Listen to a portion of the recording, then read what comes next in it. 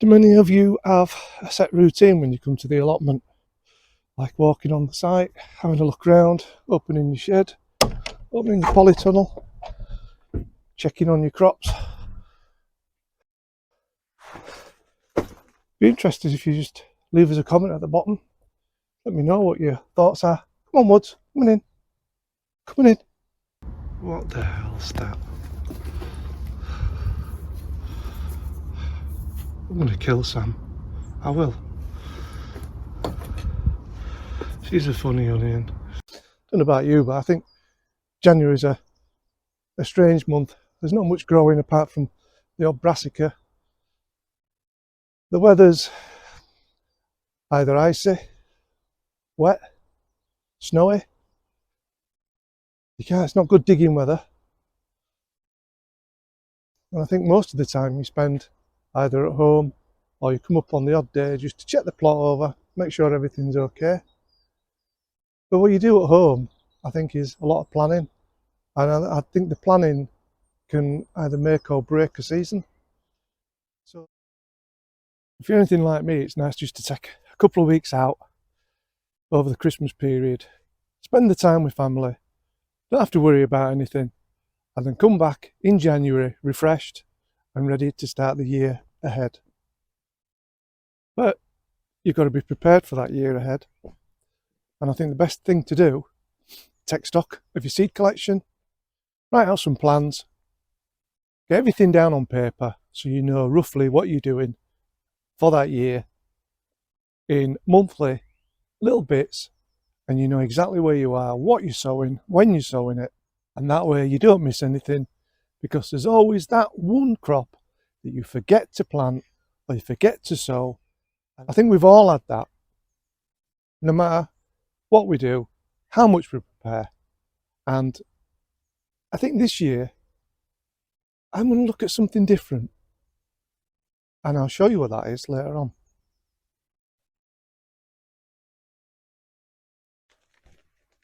Well, today is seed sowing day, so I've got a couple of other seeds to sow, which are Red Baron onions and Red Brunswicks. I've got the Elsa Craig already sown at home. They're already in the propagator, and I've just got one of the little seed trays to do.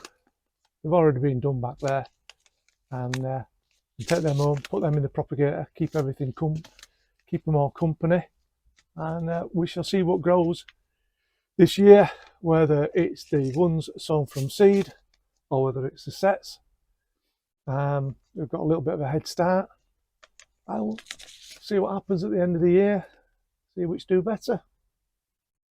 These are the Red Barons. I'm just going to lightly sow them over there. Sprinkling a compost on the top. And then I'm just going to firm them down. And that's the second lot of seeds sown in 2026. So, yep. So that's that done. That's Red Baron. Make sure you label them up so you know what's what. And then we'll do the other ones, which are the Brunswick. Exactly the same.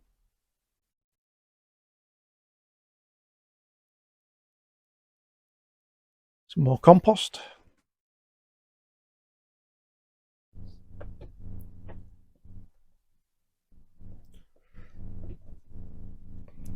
Get them labelled up. Give them a good watering. Take them home.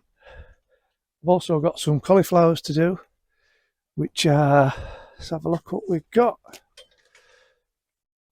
Got the staple, the all year round, and Orkney F1.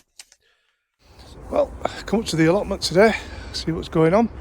Just make sure everything's okay and nothing's frozen that shouldn't be frozen. It's a cold one. Like I say, it's about -3, -2 in the polycrop. I'm just having a walk with Woody, taking him out for his morning walk. But I'm off home now. I'm going to go grab a cuppa. I'm going to do some work on the database, or the plant database, veg database, whatever you want to call it. Hopefully, I'll show you what I've been up to, and yeah, catch you in a bit.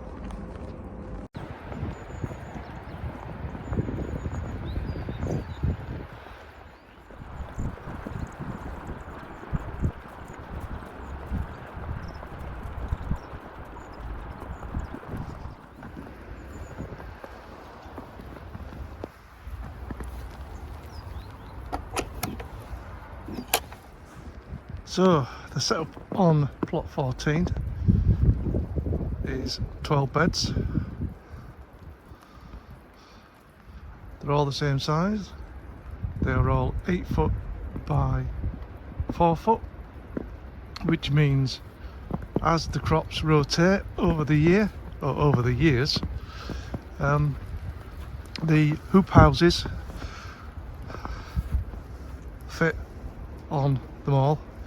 So last season there were brassicas, and the brassicas will take up those 4 beds at the top, with beans, peas taking the next lot up, and these will then become root and just catch crops just to put in. Going further down, we've got 2 cold frames, so if I have an overspill from the polycrub, I can put them in there. And further down the plot takes you down to the bottom end, which I don't really like showing, but it's a work in progress. And we have the rhubarb bed, we have cherries and some pears, and you probably just make out the bushes that are sticking up out of the ground there, and they're the red currants, black currants, gooseberries, etc. And what's going to happen this year is I'm going to build a fruit cage, and hopefully show you that later on in the year, funds permitting. And then down at the bottom end we have all the raspberries going along. It's full season, and the autumn bliss are just about finishing now on this end, so they'll be getting cut back. And there's the polycrub. Have a quick 5 minutes in here. It's a bit dark in here, but see what the temperature is.